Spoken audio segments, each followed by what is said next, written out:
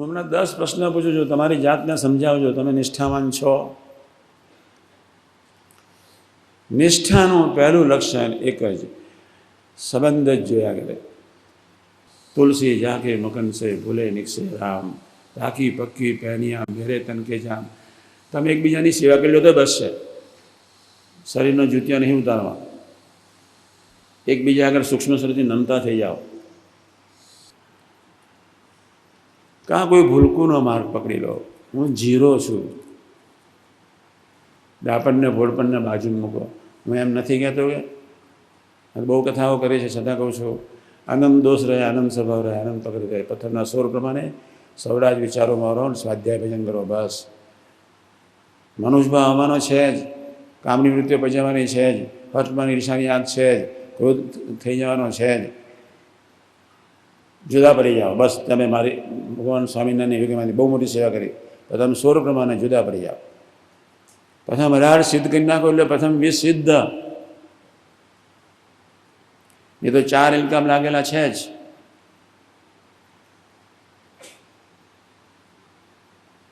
તમે કહી શકશો ખરેખર આત્મીયતાથી અરસપરસ વાતો કરી શકો છો, ત્યારે નિષ્ઠા દ્રઢ થશે.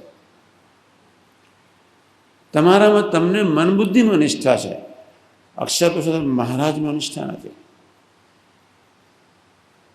તમારા મન બુદ્ધિ બહુ સાચા છે, તમારા મન બુદ્ધિના મૂલ્યાંકનમાં તમે બેસીને તમારા આત્માની પત્તર રગડી રહ્યા છો.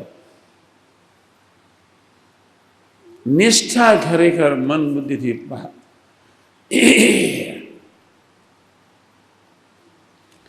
મન બુદ્ધિથી પારની હોય, સ્વધર્મને સુહૃદભાવ સહજ બની જાય. નિષ્ઠાવાળાને જ પોતાના સમ્યક દોષનું દર્શન હોય. નિષ્ઠાવાળો ક્યારેય વાટવામાં લસોટવામાં સમજે જ નહીં. નિષ્ઠાવાન પોતાના આત્માને સંત તરફ નજર રાખીને દોડતો જ હોય. નિષ્ઠાવાન બીજાને રાજી કરવા જજુમે જ નહીં.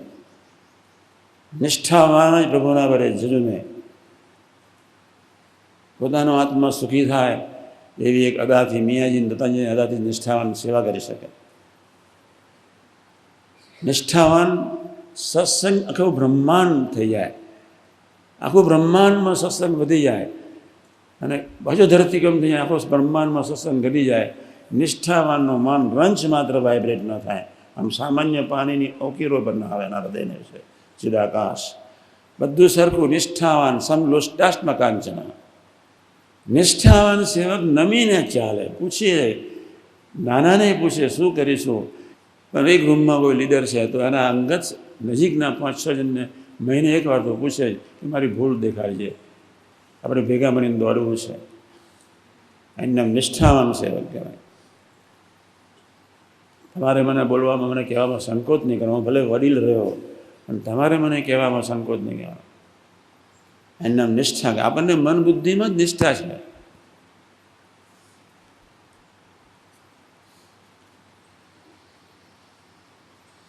ભગવાન અને સંત અને આત્મા,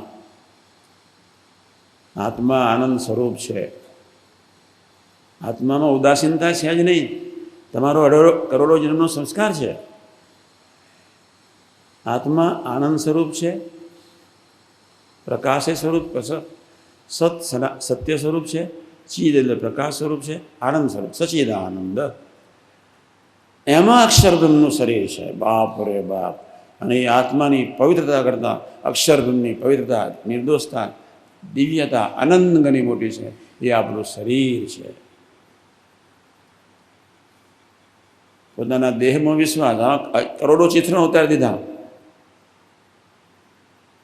દરેક સેકન્ડે તમારું શરીર ક્ષીણ થઈ રહ્યું છે. નોંધી લેજો ડાયરી. સાધુ હરિપ્રસાદ 68 વર્ષના થયા એટલું નથી. તમે પણ વૃદ્ધાશ્રમ તરફ દોડી રહ્યા છો. દરેક સેકન્ડે તમે ક્ષીણ થઈ રહ્યા છો. દરેક સેકન્ડે ક્ષીણ ન થયું તો નિષ્ઠાના બરે જજો, બસ.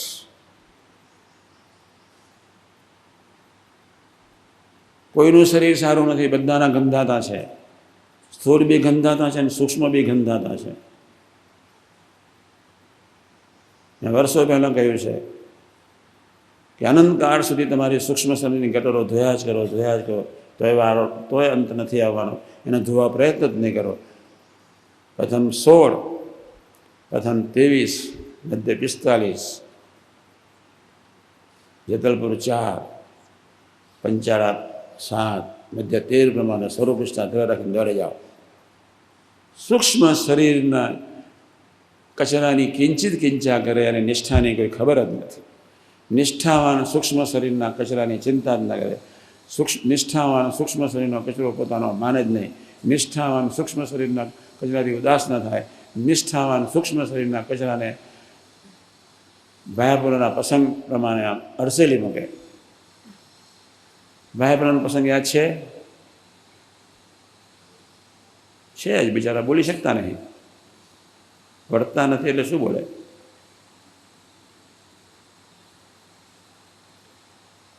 સ્વામી ઊભા થઈને ખસ્યા.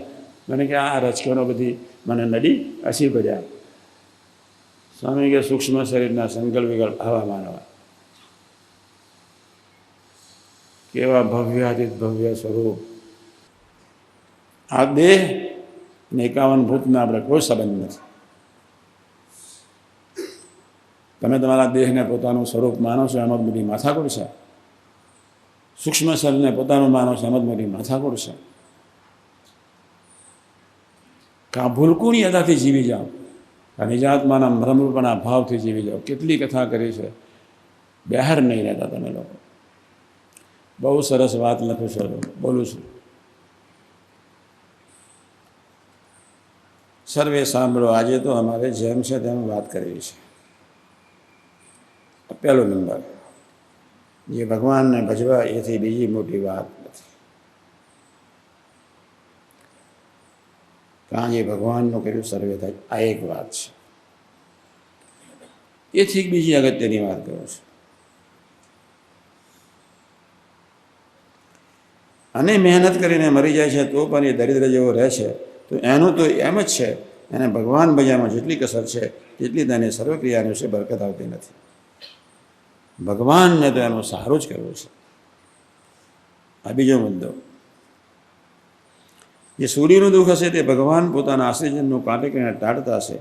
અમે તો જાણીએ છીએ જે સત્સંગીને તો એક વિષયમાં પીડા થતી હોય, અમને 1000 ગણી આવો. તમારા સ્થૂળનું દુઃખ ને સૂક્ષ્મનું દુઃખ બધું માથે લઈ લઈશ. હરશે લો બસ.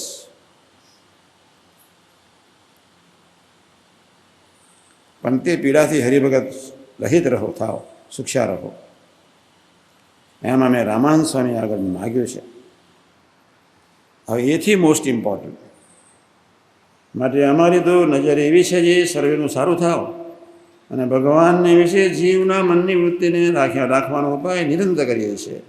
એ સારું જે હું તો ભૂત ભવિષ્ય વર્તમાન એ ત્રણેકાની વિશે સર્વક્રિયાને જાણું છું.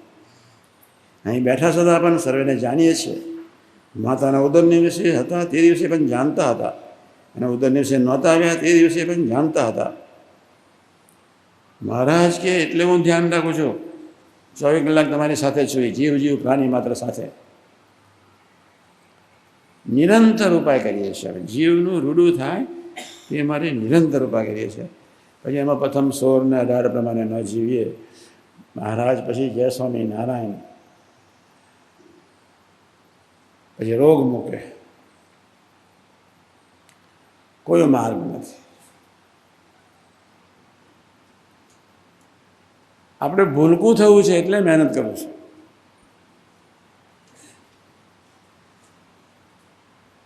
બાપ નથી રહેવું, માં થવું છે એટલે મહેનત કરું છું.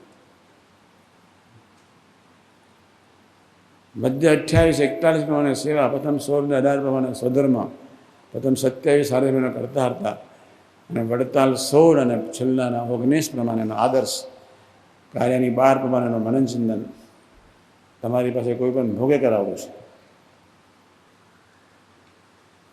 ગુનાદાદાની વાત યાદ રાખવાની. આ કારખાના બ્રહ્માંડ રહેશે ત્યાં સુધી ચાલશે રહેશે. સેવા કરાવવાની છે મમતાથી. મધ્ય 28-41 પ્રમાણે જ, હે પ્રભુ તારી સેવા તું કરાવ, બસ. તમને સેવાનો આનંદ આવવો જોઈએ. મેં સેવા કરી આનો આનંદ નહીં આવવો જોઈએ, મારા થકી સેવાથી એનો આનંદ નહીં આવવો જોઈએ. તમે નિમિત્ત બનો, એનો આનંદ તમને આવવો જોઈએ. હું એમ નથી કહેતો કે આજે આજે વર્તો, પણ સ્વામીની વાતોને વતનાનમાં ખૂબ વિશ્વાસ રાખીને ભજન કરો. બસ તમારામાં રહેલી સાત્વિકતા, જેટલી સાત્વિકતા એટલી ઉદાસીનતા આવવાની, જેટલી હેતાળ વૃત્તિ એટલી ઉદાસીનતા આવવાની, જેટલો અવિવેક એટલો ઉદાસીનતા આવવાની, જેટલી ચંચળતા એટલી ઉદાસીનતા આવવાની, બેચેની આવવાની. સૂક્ષ્મ શરીરનો કચરો તો એટલો બધો છે, આપણે એને જોવોય નથી, વિચારોય નથી, એવું નક્કી કરી નાખો. પ્રથમ 16 ને 23 પ્રમાણે ભજન શરૂ કરી દો.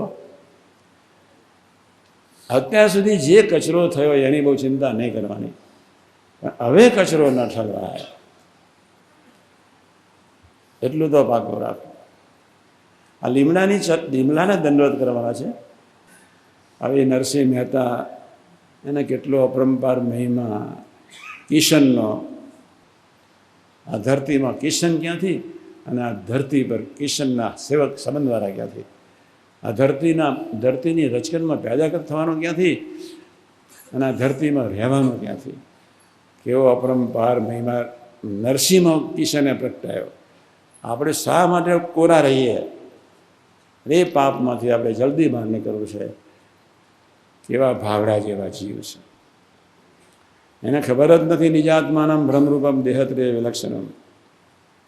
એને ખબર જ નથી યોગી મહારાજ કોણ, એની ખબર જ નથી અક્ષરપ્રથમ મહારાજની નિષ્ઠા. કેવા ભાવડા જેવા જીવ, અને છતાંય ગુણાદાન સાંઈ કહ્યું, એને એકાંતિક ભાવડા જેવા જીવને એકાંતિક બનાવવા માટે આવ્યો છો. કરવા જ છે, કેટલી કરુણા. બસ.